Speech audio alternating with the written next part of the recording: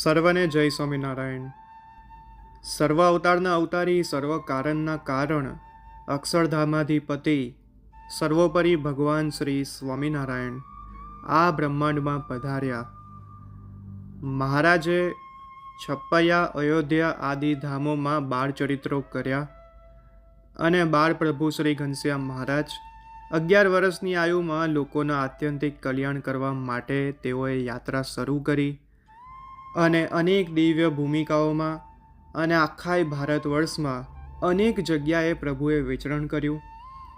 મોટા મોટા રાજાઓ, મઠાધિપતિઓ પોતાનો મહેલ અને આશ્રમ મહારાજને સમર્પણ કરવા તૈયાર થયા, પણ મહારાજ ક્યાંય રોકાયા નથી અને અંતે તેઓ ગઢડે આવીને સ્થાયી થયા. જેમ મુસાફરો ફરી ફરીને પોતાને ઘેર આવે એવી રીતે મહારાજ જ્યારે વિચરણ કરીને ગઢડા પધારતા ત્યારે કહેતા કે અમે અમારા ઘરે આવ્યા. એટલું મહારાજને ગઢપુર પ્રિય સ્થાન હતું. એભલ ખાચરના પરિવારનો પ્રેમ લક્ષણા ભક્તિના કારણે મહારાજ ગઢપુરમાં હંમેશા રોકાયા અને પોતાનું ઘર માનીને તેમના કારણે રોકાયા. અને બીજું કારણ એ છે કે ગઢપુરમાં દાદા ખાચરના દરબારગઢમાં જે લીમ વૃક્ષ છે એ લીમતરુ વૃક્ષ કઈ રીતે મહારાજને લાવવાનું કારણ બન્યું, આવો તેની પાછળની કથાનું શ્રવણ કરીએ. એક સમયની વાત છે જ્યારે દાદા ખાચરના પિતા એભલ ખાચર ભેંસો લેવા માટે નાઘેર પ્રદેશ બાજુ ગયેલા.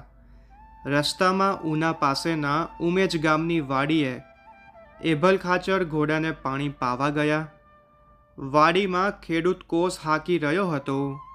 બાપુ પોતાના ઘોડાને કુંડીએ પાણી પાઈ રહ્યા હતા. એ જ સમયે થોડે દૂર વૃક્ષના છાંયડામાં 2 સંન્યાસીઓ બેઠા હતા. એકનું નામ બારાનંદ હતું અને બીજાનું નામ વિઠ્ઠલાનંદ હતું. બંને બાપ દીકરો હતા અને મહાસમર્થ સિદ્ધ આત્માનંદ સ્વામીના શિષ્ય હતા. પાણીના ધોળિયાને કાંઠે બેઠેલા બંને સંન્યાસીઓ પરસ્પર વાત કરી રહ્યા હતા. વાત કરતાં કરતાં વિઠ્ઠલાનંદે હાથમાં પથ્થરની કાંકરી લીધી અને ધોળિયા પાસેના લીમડાના એક છોડ તરફ ફેંકી અને આગમ ભાગતા હોય તેમ બોલ્યા, દેખો બારાનંદ, આ લીમડાના છોડ નીચે ભવિષ્યમાં પ્રગટ ભગવાન બિરાજશે એવું મને સ્પષ્ટ દેખાઈ રહ્યું છે.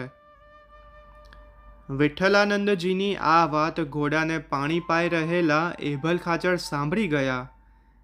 એમના મનમાં થયું કે આ લીમડો મારે ગઢપુર લઈ જવો અને મારા દરબારગઢના ચોકમાં વાવવો, જેથી ભવિષ્યમાં ભગવાન પધારે અને અમારો દરબારગઢ અને અમે બધા ધન્ય થઈ જઈએ. એભલ ખાચરે ખેડૂતની રજા લઈ માટીના પિંડ સાથે લીમડાનો છોડ લઈ લીધો અને ઘોડાને જોગાણ દેવાના પાવડામાં મૂકી ગઢપુર લાવ્યા. ગઢપુરમાં પોતાના દરબારગઢના ચોકમાં એમણે અંતરના ભાવથી લીમડો વાવ્યો અને ક્યારે ભગવાન પધારે, ક્યારે આ નિમ્મ વૃક્ષ નીચે બેસે, ક્યારે મારા દરબારગઢને પાવન કરે, એમ આતુર હૈયે પરમાત્માની પધરામણીની રાહ જોવા લાગ્યા. સમય જતાં લીમડાનું ઘેગુર વૃક્ષ થયું.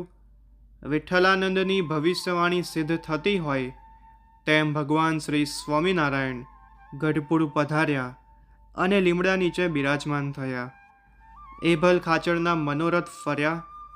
ભગવાન શ્રી સ્વામિનારાયણે 30 વર્ષ સુધી આ નિમવૃક્ષ નીચે સંતો ભક્તોની સભા કરી. કથા વાર્તા દ્વારા જે બ્રહ્મરસ વરસાવ્યો તે વચનામૃતના નામે પ્રસિદ્ધ થયો. ભગવાન શ્રી સ્વામિનારાયણ સ્વધામ ગયા બાદ પણ વર્ષો સુધી એ નિમ્મ વૃક્ષ જેમનું તેમ હયાત છે. થોડા વર્ષ પહેલાં એ સુકાયું, પરંતુ એ જ થડમાંથી બીજા અંકુરો ફૂટ્યા અને ભગવાન શ્રી સ્વામિનારાયણની પાવનકારી લીલાઓની સ્મૃતિઓનો પુરાવો અકબંધ રહ્યો. તો આ હતી લીંબતરુ વૃક્ષની કથા. જે લીંબતરુ વૃક્ષ ભગવાન શ્રી સ્વામિનારાયણને ગઢપુર લાવવા માટેનું માધ્યમ બન્યું. જો આ કથા ગમી હોય તો લાઈક કરજો, દરેક હરિભક્તોને શેર કરજો, જેથી સૌને આ પ્રસંગના દર્શન થાય. અને આ ચેનલને સબસ્ક્રાઈબ કરી બેલ આઇકનને ઓન કરી રાખજો, જેથી ભવિષ્યમાં જે વિડીયો મૂકવામાં આવે તે તમને પ્રાપ્ત થાય.